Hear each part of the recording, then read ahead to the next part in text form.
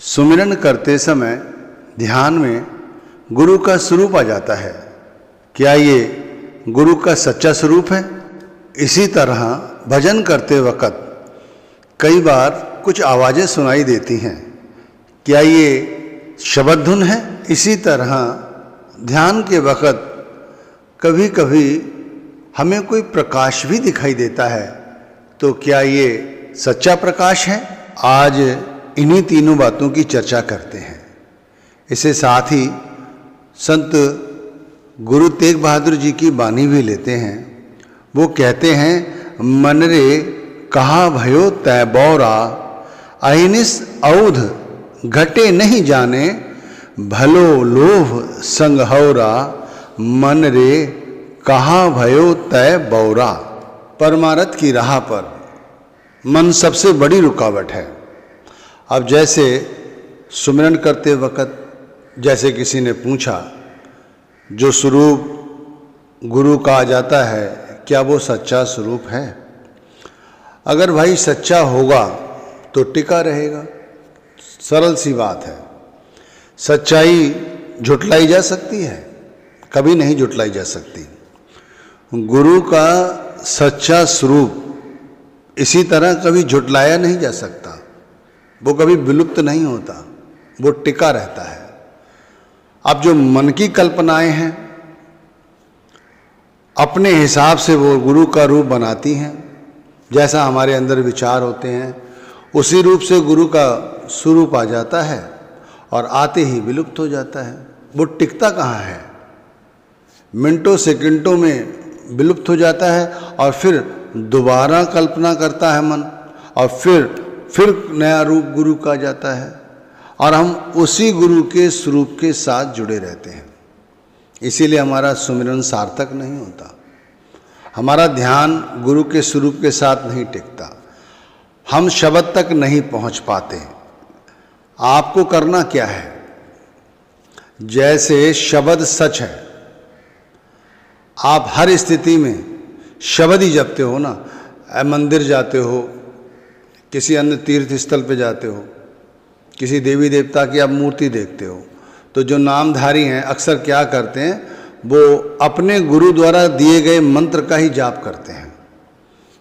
चाहे भगवान शिव की मूर्ति हो, कृष्ण की मूर्ति हो, दुर्गा देवी हो या किसी अन्य महापुरुष की ही कोई फोटो लगी हो या किसी तीर्थ स्थल पर स्नान करने गए हों, लेकिन नाम अपने गुरु मंत्र का ही लोग लेते हैं। क्यों ऐसा करते हैं? कभी सोचा है? क्योंकि उनको कहीं ना कहीं ये बात तो समझ आ चुकी है कि ये नाम है ना, ये सच है। आप इस नाम को जपो, बाकी इसी में सारे देवी देवता समाहित हैं। तो इस नाम से ही आपके गुरु का स्वरूप जुड़ा हुआ है। आपको पता होना चाहिए ये बात। हम सुमिरन करने बैठते हैं तो हमारे अंदर जो गुरु का रूप प्रकट होता है वो इस शब्द से प्रकट होता है और सच्चा स्वरूप आंखों के आगे आ जाएगा और टिका रहेगा। हमने आंखें बंद की हुई होती हैं, हृदय द्वारा धीरे धीरे नाम जप रहे होते हैं, पूरा विश्वास होता है शब्द पर, तब हमें गुरु का स्वरूप ध्यान में आता है और ऐसा लगता है जैसे गुरु हमें देख रहे हैं। हम उनकी आंखों को देखते हैं, वो हमें देख रहे होते हैं। कभी कभी ऐसा अनुभव होता है जैसे वो अभी मुस्कुरा देंगे और कभी कभी हम उन्हें मुस्कुराते हुए भी पाते हैं। कभी कभी ऐसा भी लगता है जैसे वो हमसे बातचीत कर रहे हों।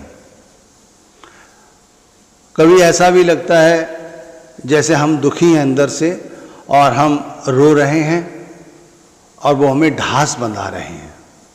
तो ये सब भक्ति है, प्रेम भक्ति है, विश्वास भक्ति है, गुरु की सच्ची भक्ति है, परमात्मा की सच्ची भक्ति है। ये गुरु का सच्चा स्वरूप हुआ।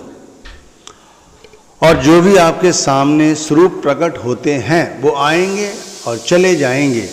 वो सारे के सारे स्वरूप जितने भी हैं वो आपके मन की माया है और कुछ नहीं। मन द्वारा सोचा गया गुरु का स्वरूप है। जो आपके सामने आ जाता है। इसी तरह जैसे किसी ने पूछा है कि भजन करते वक्त उन्हें आवाज़ सुनाई देती है, क्या वो शब्द धुन है? अब इसकी परख भी गुरु के स्वरूप की ही तरह है। भाई सच्ची शब्द धुन हमें दूर तक ले जाती है। दूर तक समझ रहे हैं आप? बड़ा सरल शब्दों में समझा रहा हूं आपको। हमें इस शरीर से बाहर की ओर ले जाती है, ऊपर की ओर। ध्यान ऊपर की ओर चढ़ाती है वो आवाज, ये ध्यान रखना। सच्ची शब्द धुन अंदर गूंजती है और ऊपर की ओर ले जाती है। जैसे आप किसी ऐसे स्थान पे गए होंगे जहाँ पर आवाज़ गूंजे, तो आप बोलते हैं आवाज़ गूंजती है। ऐसे ही वो आवाज़ गूंजती है और वो ऊपर की ओर आपको चढ़ाती है। अगर वो आपको ऊपर की ओर चढ़ाए, आपका ध्यान ऊपर की ओर ले जाए, तो आप समझ जाइए ये सच्ची शब्द धुन है। आप पहले एक बात और ध्यान से सुने। भजन करने बैठते हैं तो हम कानों में अंगूठे डाल लेते हैं। देखो, पहले ही हमने अपने आप को एक कमरे में बंद करके बैठे हुए हैं हम, और फिर ध्यान भी दुनियादारी से अलग किया होता है। उसके बाद हमारे कान बंद होते हैं और उसके बाद भी हम कानों में अंगूठे डालते हैं। इसका मतलब बाहरी संबंध हम पूरी तरह से छोड़ चुके होते हैं, लेकिन मन हमें नहीं छोड़ने देता। तो मन कोई ना कोई आवाज़ अंदर ले आता है, और वो आवाज़ हमें ऐसा लगता है जैसे ये किंगरी की है या झिंगुर की है या घंटे की है। वो आवाज़ हमें ऊपर नहीं चढ़ाती, जबकि वो नीचे की ओर ले जाए। तो समझ जाओ ये आवाज़ सच्ची आवाज़ नहीं है। जैसे कई बार मैं आपको अपना अनुभव बता रहा हूँ, हमने गंगा आरती देखी है। वहाँ पर घंटियाँ बजाई जाती हैं, मजीरे बजाए जाते हैं, और कई तरह के ऐसे संगीत हैं जो बजाए जाते हैं। कई बार ऐसा अनुभव हुआ जैसे कानों में उसी तरह की आवाज़ आ रही है, लेकिन वो आवाज़ विलुप्त हो जाती थी, ध्यान नीचे की ओर ले जाती थी, ध्यान गंगा की तरफ ले जाती थी। ध्यान रखिए, जो आवाज़ आपको धरती पर किसी महापुरुष की, चाहे फोटो हो, चाहे मूर्ति हो, चाहे धर्मस्थल हो, चाहे आपका गुरु साक्षात बैठे होते हैं सामने स्टेज पर, उस ओर ले जाए, तो आप जान जाइए कि वो सच्ची धुन नहीं है। सच्ची शब्द धुन ऊपर की ओर चढ़ाती है, ऊपर की ओर, ध्यान ऊपर की ओर रखती है, 9 द्वारों से ऊपर। इसी तरह तीसरी बात, जैसे किसी ने पूछा कि ध्यान में कभी कभी कोई हमें प्रकाश दिखाई देता है, क्या वो सच्चा प्रकाश है? ऐसा होता है कि हमें कभी कभी कोई चीज़ ऐसी दिखाई दे जाती है, जैसे आप किसी कमरे में बंद हैं, उसके गेट पर एक सुराख है और उस सुराख से रोशनी अंदर आ रही है, और वो रोशनी सीधे आपके ध्यान में यहाँ पे आ रही है और आप उसे देख रहे हैं।